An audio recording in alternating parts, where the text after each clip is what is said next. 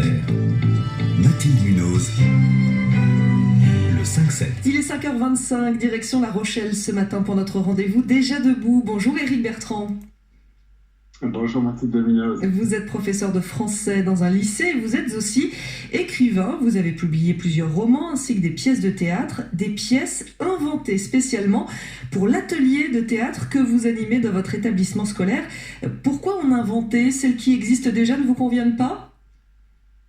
Alors c'est une longue histoire. Disons qu'au début, quand j'animais un atelier théâtre en début de carrière, la difficulté qui se posait, c'était de satisfaire les demandes des élèves avec une distribution qui ne collait pas. Donc c'est comme ça que petit à petit, j'en suis venu à écrire des rôles sur mesure en fonction de la distribution du groupe. Et de fil en aiguille, j'ai pris goût à cet exercice parce que en créant des rôles pour les élèves, c'était aussi pour moi l'occasion de leur faire découvrir des auteurs qu'on n'aborde pas forcément en cours, et puis des auteurs qui les touchent particulièrement puisqu'ils abordent des thèmes comme la sexualité, la drogue, le voyage, les aventures, la découverte de soi, la société. Et c'est comme ça que je suis venu à cette écriture. Est-ce que vous inventez des pièces, mais vous vous appuyez ou vous faites référence à des auteurs classiques, c'est ça?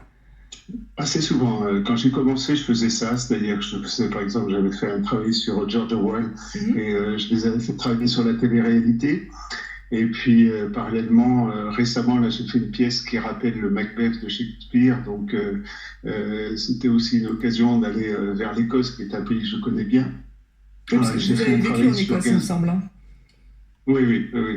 J'ai fait aussi une pièce sur Gainsbourg, un auteur qui m'est cher. Donc, je les ai fait travailler sur un scénario qui leur permettait de découvrir l'univers poétique et fort de Serge. Donc, c'est comme ça que je mêle de temps en temps, pas tout le temps, mais des auteurs, des grands auteurs à ce que j'écris. Et l'avantage aussi d'écrire vous-même ces pièces de théâtre, ça permet d'avoir des rôles qui soient à peu près équivalents, de ne pas avoir un grand rôle qui parle pendant les trois quarts et pendant que les autres le regardent parler. C'est un peu ça aussi. Il faut un peu partager puisque c'est un atelier avant tout, ils sont là pour apprendre. Ouais, c'est une difficulté en effet parce que beaucoup, donc c'est un atelier qui se tient le mercredi après-midi, donc ils viennent exprès. Et ils viennent dans l'espoir de jouer un rôle un peu conséquent. Donc c'est pour ça que j'essaie de répartir la dose. Et il n'y a pas de grand rôle, il y a un partage de la parole autour des thèmes qui les touchent et pour lesquels ils ont à s'exprimer. Et vous avez pu maintenir votre atelier malgré l'épidémie? Alors, ça a été un défi parce que l'année dernière, on n'a pas pu mener à terme notre travail. Je travaille avec une metteur en scène professionnelle, donc on est toujours en complicité et l'année dernière, on n'a pas pu à cause de la pandémie.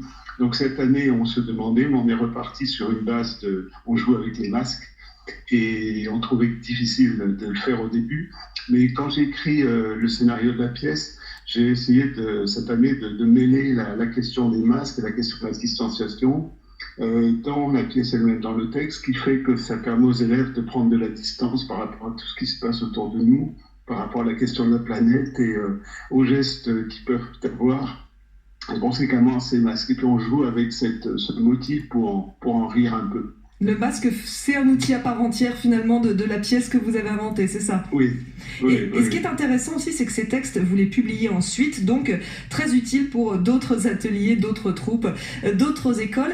Et vous écrivez donc le matin, d'où ce coup de fil. Vous êtes notre invité déjà debout. Le matin, c'est mieux que le soir? Alors, je préfère le matin parce que c'est un temps que je m'accorde à l'écriture, dans la mesure où en étant prof, j'ai d'autres charges à traiter dans la journée.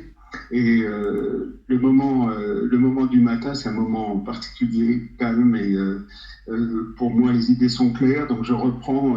Quand j'écris quelque chose, il faut que je sois permanent, enfin que je mène un travail dans la continuité, pour pas laisser un chantier en friche. Donc je travaille sur 1 heure, parfois 2 heures, et comme ça je maintiens une cohérence. Et bon, comme j'ai plusieurs ateliers à mener, soit sur le théâtre, soit sur la fiction que j'écris, ben, j'ai besoin de ce temps-là particulier. Et on peut retrouver justement vos romans, parce qu'effectivement vous écrivez aussi des romans, vous avez un site internet. Merci beaucoup Éric Bertrand, vous étiez notre invité Déjà debout. France Inter.